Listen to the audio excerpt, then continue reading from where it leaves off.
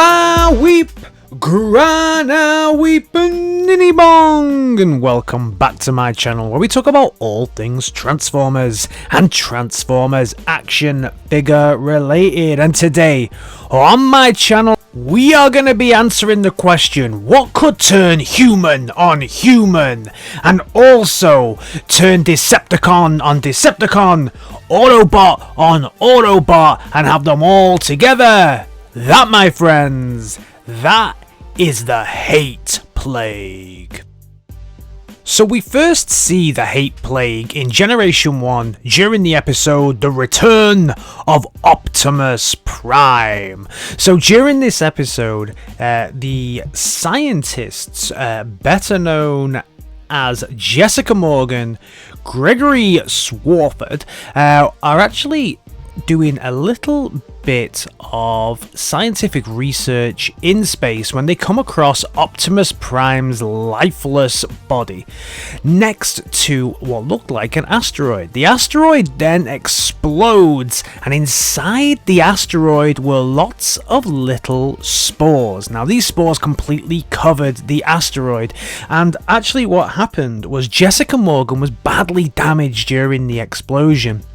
So the Autobots fix up Jessica Morgan, but her dad, Mark Morgan, is not happy with what the Autobots have done, so then decides to use these spores on the Autobots and set a little trap for them. The Hate Plague then rages through Earth, sending Autobot against Autobot, Decepticon against Decepticon, and finally, in the end, even infecting the likes of Rodimus Prime himself, who at that time, until Optimus Prime comes back, is the leader of the Autobots. Even my favourite Wreck-Gar is taken over. I'm a pepper. Wouldn't you like to be a pepper too? Number one, my favourite line in that whole episode, and it's the one that sticks in my memory from the whole thing.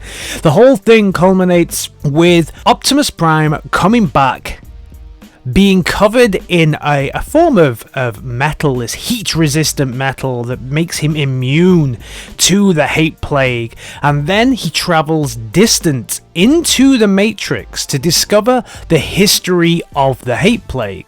Whilst inside, he learns from the likes of Alpha Trion that only wisdom can cure the madness of the Hate Plague. So with the help of the Quintessons, who were the ones who designed the nice white silvery heat resistant metal for him and cover him in that so he's immune, they then set almost like a little trap for these rage filled creatures to come and get Prime's body, and Prime opens up the Matrix on them and unleashes the power of the Matrix and lights our darkest hour for the second time in Transformers history. Now during this, it releases the wisdom of the Matrix onto Earth and releases it everywhere, so the infected humans, the infected bots, the infected cons, everybody is cured of this madness and all is well with the world. However, what happens when you release the wisdom of the Matrix? The Matrix then became empty. And Prime then says to Rodimus Prime and Cup, or Hot Rod by now, that it is now up to the new Autobots to fill the Matrix again, full of wisdom once again. Multiple bots were infected during this time, and some of the known ones are, from a human point of view, Mark Morgan, Gregory Swarford.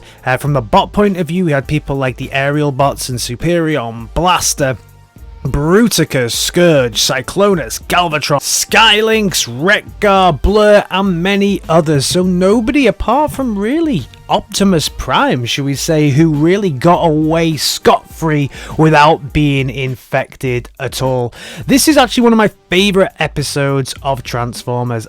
I absolutely loved it, even though I guess it is a little bit of a trope, a bit of a rage plague. You know, we've seen that in the likes of zombie movies and things like this as well, but it was so cool, something very, very different, and I love the concept and the idea of wisdom being able to completely decimate blind rage and hatred.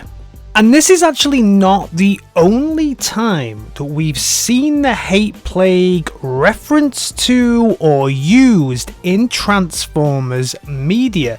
So when we fast forward from your G1 style Transformers over to the world of the Transformers Beast Machines, during that, Megatron actually used a new variety of the hate plague to destroy the Maximal's Night Scream.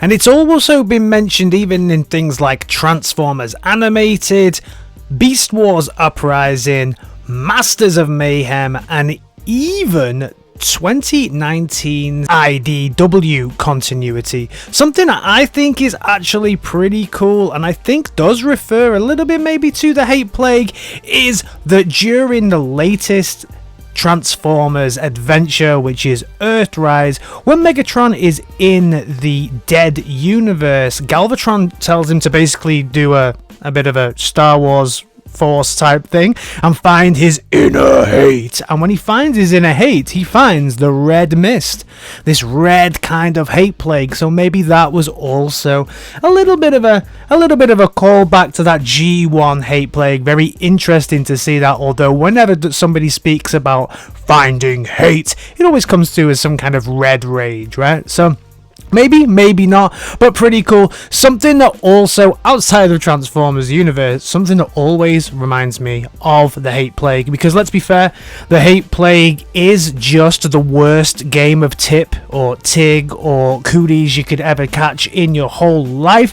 And so whenever I play Fall Guys, which I do play from time to time, the Jinx game in that always reminds me of the hate plague. So to round everything up, the hate plague is a plague from years and years and centuries ago that was locked away inside a star by the wisdom of the ancient Cybertronians. It was then released again onto an unwielding population and then was cured again by the wisdom stored inside the Matrix.